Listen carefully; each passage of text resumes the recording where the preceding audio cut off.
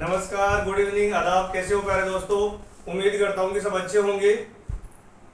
Gas, कल हमने एक इश्यू जो है वो पढ़ा था राखी गढ़ी में एक्सकवेशन का, और करंट अफेयर्स की सीरीज में आज सेकंड इश्यू है जो अभी रिसेंटली न्यूज में रहा है। और ये इश्यू है लॉ से रिलेटेड। इस लॉ का नाम है फॉरेन कंट्रीब्यूशन रेगुलेशन एक्ट 1976। ये एक्ट तब पास किया गया था जब इंदिरा गांधी की गवर्नमेंट थी, और इंदिरा गांधी ने 1976 में जब इमरजेंसी लगाई थी, तो at the time there were various NGOs functioning against the undemocratic functioning of the Indira Gandhi government and to reform suggest the reforms and to bring the transparency. Various NGOs questioned the Indira Gandhi government at that time. इसके लिए फिर Indira Gandhi government ने एक कानून लेके आया जिसका नाम है foreign contribution regulation act 1976, so that जो भी फंडिंग होती थी एनजीओज की वो फॉरेन कंट्रीज से उसको यूटिलाइजेशन किस तरीके से किया जाता है और उसका जो है रेगुलेशन किया जा सके। इसके लिए जो है ये कानून लेके आई थी इंदिरा गांधी गवर्नमेंट। और फिर जैसे कि पता है, हम लोग जानते हैं कि आज के हमारे देश में 1950 से मतलब आफ्टर इंडिपेंडेंस इंडिया में जो इकोनॉमी हमारी थी वो क्लोज्ड इकोनॉमी थी, एंड आफ्टर 90s हमारी इकोनॉमी जो है वो ओपन हो गई थी। As we know that our economy was globalised और लिबरलाइज्ड सिंस 90s। और उसके पीछे आप जिस शख्सियत का नाम आता है उसको जानते हो आप। At the time there was जो नरसिम्हा राव गवर्नमेंट, और नरसिम्हा राव गवर्नमेंट के अंडर एक जो हमारे फाइनेंस मिनिस्टर हुआ करते थे जिनका नाम था, जो फॉर्मर प्राइम मिनिस्टर भी रहे हैं, डॉक्टर मनमोहन सिंह जी। उन्होंने हमारी इकोनॉमी को जो है ओपन किया। FDI, FPI, foreign promotional investment, और इन सबको हमारे देश में अलाउ किया गया। और इसी सीरीज में बहुत सारे विदेश जो फॉरेन के एनजीओज इंडिया में आए, फॉर एग्जांपल जैसे फोर्ड फाउंडेशन है, bill and Melinda Gates foundation, ऐसे एनजीओज इंडिया में काम करने लगे। और इसी सीरीज में फिर गवर्नमेंट ने 2010 में गवर्नमेंट ऑफ इंडिया जो है इन्होंने कुछ इस एक्ट में अमेंडमेंट करने के लिए 2010 में कानून लेके आए जिसका नाम था foreign contribution regulation amendment act 2010। और इसमें जो एनजीओज की ट्रांसपेरेंसी और अकाउंटेबिलिटीज को एनहांस जो इंप्रूव करने के लिए इस कानून में कुछ अमेंडमेंट किए गए। और इसमें पहला अमेंडमेंट ये था कि जितने भी एनजीओज है, नॉन गवर्नमेंटल ऑर्गेनाइजेशन जो है, उनको सबसे पहले तो उनको एक सेपरेट बैंक अकाउंट रखना पड़ेगा, और वो बैंक अकाउंट जो है उसकी ऑडिटिंग होनी चाहिए, और उसके बाद उसकी report ministry of home affair को जाएगी। इसके बाद में कुछ अमेंडमेंट इस प्रकार से थे कि जो एनजीओ थे उनकी 5 इयर्स में जो है अप्रूवल होनी चाहिए, रिन्यूअल होनी चाहिए। और इनके अलावा जो है ट्रांसपेरेंसी को मजबूत करने के लिए जो एनजीओज के जो फंक्शनरीज थे उनका वेरिफिकेशन होना चाहिए। ये काम किया गया 2010 के बाद में 2020 में फिर इसको जो है अमेंडमेंट किया इस कानून में। और इसके अकॉर्डिंग जो है जितने भी फंक्शनरीज है एनजीओज के उनका आधार वेरिफिकेशन, प्लस जो एनजीओज एडमिनिस्ट्रेटिव एक्सपेंडिचर करते थे वो जो टोटल अमाउंट रिसीव करते थे उसका कम से कम 20% जो है वही जो है एडमिनिस्ट्रेटिव एक्सपेंसेस पे खर्च कर सकते थे, उससे ज्यादा नहीं कर सकते थे। तो ये कुछ जो रिफॉर्म्स है हमारी गवर्नमेंट ने इस कानून में किया। अभी रिसेंटली ये न्यूज में क्या था, ये कानून जो अभी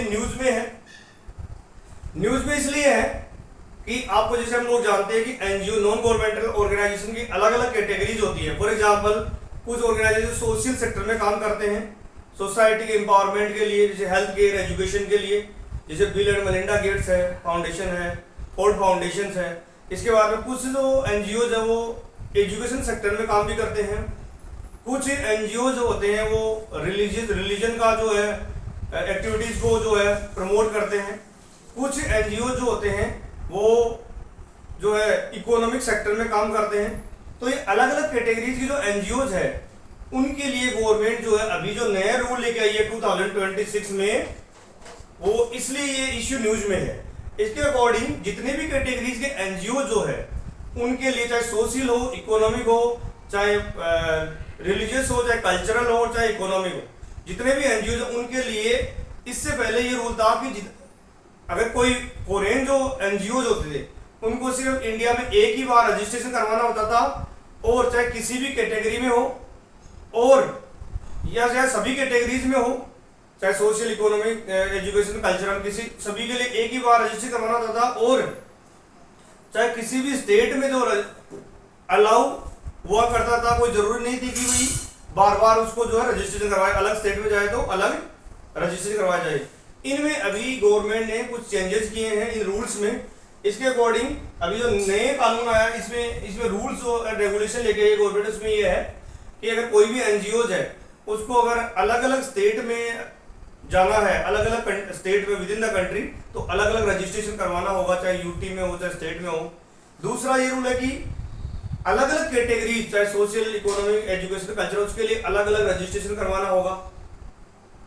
इसके अलावा गवर्नमेंट ने इसमें और क्या चेंजेस किए रूल्स में, जो कि ये मिनिस्ट्री ऑफ होम अफेयर्स के अंडर आता है।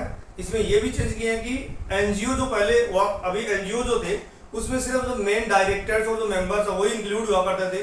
अभी इस रूल के अकॉर्डिंग एनजीओ की जो डेफिनेशंस है वो उसमें वो इनलार्ज कर दिया गया, और उसमें जितने भी लोग इस एनजीओ से जुड़े हुए हैं, इसके एसोसिएशन से जुड़े हुए हैं, फॉर एग्जांपल चाहे हिंदू अनडिवाइडेड फैमिली हो, मेंबर्स हो, ट्रस्टी हो, और जितने भी जो इसको कंट्रोल और मैनेज कर रहे हो, उन सभी को इस एनजीओ के डेफिनेशन में इंक्लूड किया गया है। तो ये भी बहुत बड़ा चेंज किया गया है। इसके अलावा अगर कोई फॉरेन का जो पर्सन है, except the Indian origin people, अगर कोई फॉरेनर जो है वो इसके लिए अप्लाई कर रहा है एनजीओ, तो वो जो है without permission of government of India will not be allowed. तो ये सब चीजें जो है गवर्नमेंट ऑफ इंडिया ने जो नए रूल्स लाए हैं उसमें ये जो फॉरेन कंट्रीब्यूशन रेगुलेशन एक्ट के अंदर जो रूल है उसमें चेंजेस किए हैं। अगर कोई इन रूल्स को फॉलो नहीं करता है, ओबे नहीं करता है, तो जितने भी जो डेजिग्नेटेड जो रेस्पेक्टिव जो थिंग्स के लिए जो फंडिंग मिलती है, फॉर एग्जांपल अगर सोशल की एजुकेशन सेक्टर में लगाई जाती है और एजुकेशन की इकोनॉमिक सेक्टर में फंडिंग मिसयूज की जाती है, तो उसके लिए कम से कम 30% अमाउंट का फाइन और 1 लाख रुपीज फाइन, जो भी हाईएस्ट होगा वो अप्लाई होगा। और अगर जो एडमिनिस्ट्रेटिव एक्सपेंडिचर्स है वो अगर 20% से ज्यादा होंगे तो उनका भी जो फाइन 1 लाख रुपीज होगा। ये सब जो रूल गवर्नमेंट लेके आ रही है वो इसलिए ला रही है कि सो दैट इन एनजीओ की जो ट्रांसपेरेंसी और फंक्शनिंग, जो उनकी अकाउंटेबिलिटी है, उसको इम्प्रूव किया जा सके, और हमारे देश के जो दूसरे कंट्रीज के साथ में रिलेशंस है, फॉरेन रिलेशंस है, उनमें जो है ये उनको डिस्टर्ब नहीं कर सके, और हमारे देश के विदिन हमारे देश की जो सोशल हार्मोनी उसको डिस्टर्ब ना कर सके, और जो है हमारे देश की सवर्निटी, यूनिटी, इंटीग्रिटी को कोई डेंजर ना हो, कोई खतरा नहीं हो। इसके लिए भी गवर्नमेंट ये ट्रांसपेरेंसी जो है और अकाउंटेबिलिटी को जो है बढ़ावा देने के लिए इनमें रूल लेके आ रही है। अभी बात करते हैं इसकी क्रिटिसिज्म की। तो बहुत सारे जो ये एनजीओ है ये क्रिटिसिज्म कर रहे हैं कि ये जो गवर्नमेंट है इसमें बहुत सारे सोशल एक्टिविस्ट इसका क्रिटिसिज्म ये कर रहे हैं कि गवर्नमेंट जो है has been directly intervening the internal functioning of the NGOs.